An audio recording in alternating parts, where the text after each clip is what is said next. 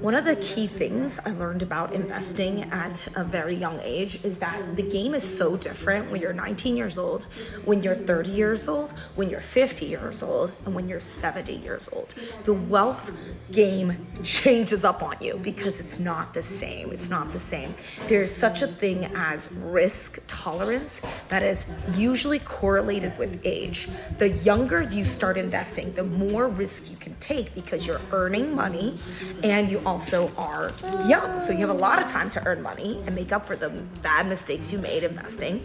And you have compound interest working for you. You can diversify faster. You can take on more risky bets because you're young.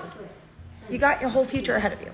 When you're 70 years old, are you going to speculate on Bitcoin with whatever leftover retirement money you have left? Of course not. You're going to take a much more wealth preservation strategy. So I want to just share with you this mindset.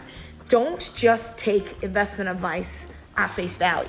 Look at it in conjunction with your station in life, with your financial goals, with your risk tolerance, with your ability to earn.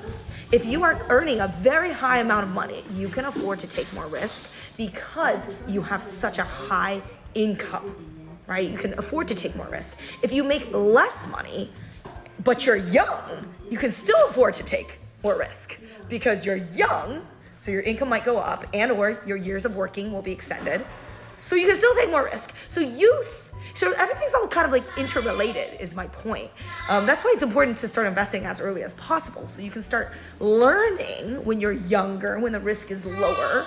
You can lose it all when you're 25 and start over and be totally fine. But you can't do that when you're 75. So age and investing is a huge thing. And the sooner you understand that, the more you can leverage what I like to call use the appropriate strategy for who you are in that moment in time. Basically, if you're a rabbit, don't play the same game as a turtle. And if you're a turtle, don't try to chase dreams like the rabbit.